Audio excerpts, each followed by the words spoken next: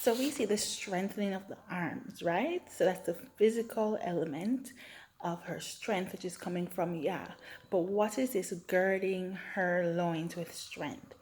This is mentioning the other faculties that need strength, the emotional strength, the mental strength, the spiritual strength, right? So this is a complete strengthening of her as a woman, to move forward and enable her family, right? So that is how Het associates with this verse 17, the grouping. We talked about that already, dividing her energy or her strength from the outside and keeping it within, right? So not wasting it here and there, but actually gathering it for useful, to use it in a wise way. Let's continue to 18. So we have, she perceiveth that her merchandise is good, her candle goeth out not by night. So this is associated with Tet, and Tet means to surround, contain.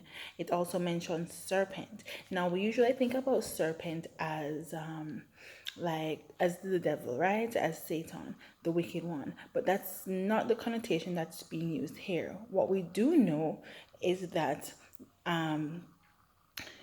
this old serpent is wise, right? So that's how he tricks people into unwillingly and willingly joining the sin, or delving into sin. Yes. So the serpent is wise. So here comes the wisdom. She perceiveth that her merchandise is good. The only way she can perceive that the merchandise is good that she has is if she's wise, if she's knowledgeable and wise, right? So that's what's being brought out here in the verse 18. Her candle goeth not out by night. Excuse me. So let's see what else we can. So contain, right? So the light is contained, it's kept, it doesn't go out. So her and her family are kept throughout the night. Now another reference to night is also a time of stress, a time of distress, a time of disarray in your life, right?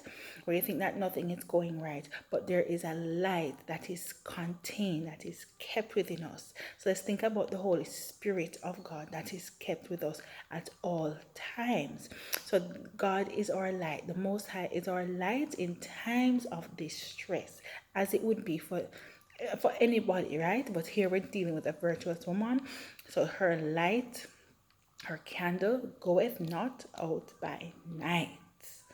All right, so do we see how these are coming together? The characters are coming together with the verses, and I hope that you're all getting a deeper understanding of what these verses are saying. So let's get into 19. She layeth her hands to the spindle, and her hand hold the distaff. Now the spindle and distaff are kind of working together, right? So it's all coming together to help make clothing at the end of the day. So it's going from wool and yarn into thread, which will end up making clothing, right? So that means that she is working with her hands to produce clothing and covering for her family. So 19 is associated with Yod, and Yod means to work. Yod is the arm, the hand, the palm, the blessing, right? And so we can see how this all fits together. She's using her hands to hold the spindle to hold the spindle and the distaff, and she's making from this. She's getting something useful from this whole work of the spindle and the distaff, right? So the blessing comes forth from the work that she does with her hands. And then the last verse, verse 20, which says, she stretcheth out her hand to the poor. Yea, she reacheth forth her hand to the needy. And now cough or calf, I should say cuff because there's cuff down at the bottom. So cuff is to bend. Oh, sorry, this is the one that has blessing, open, allow. So the yod was talking about the arm, the hand, the work, throwing, worship, reaching. Okay, so we could see that with verse 19. Sorry, just got mixed up a little bit right there. So we can see how she's working with her hand and etc. with 19. So in 20 we're looking at cuff, and this is talking about blessing, open, allowing, right? Let's see what else it says. Cup, receive, palm. So what does 20th say? It says, she stretcheth out her hand to the poor. So she's giving, so she's allowing herself to give. She's opening up and reaching out to those that are around her. Yes, open palm. Yea, she reacheth forth her hands to the needy. So this definitely comes in with cuff. And what do you know about, you always hear it, when you give, you receive. So the blessing goes on both sides. So she's blessing people as well as getting the blessing herself, which then extends to her family. Let's see if we can add in any other little thing here. Allowing, so she's opening and allowing. There's cup, so you can think about her cup being full, because remember, she's a woman that is working. She's not just in the house laying around after she done cleaning up and whatever. She's actually out tilling the field, bringing in fruits. So she has an overflowing cup, which she is opening and sharing and allowing others to be fed from her overflowing cup, right? So this blessing that she is extending to others, and in twofold receiving herself. Okay, and I think that is it for this session.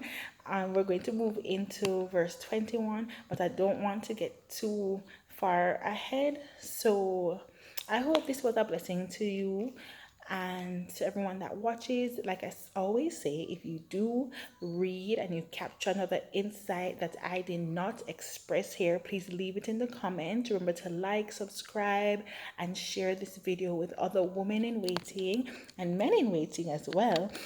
As we know, the first 9 verses of this Proverbs 31 does describe that virtuous man, and then it goes into the virtuous woman. So let's all keep learning and growing and walking in faith with our Most High God, and keep being virtuous and keep being right and straight on His path until we meet Him in the end.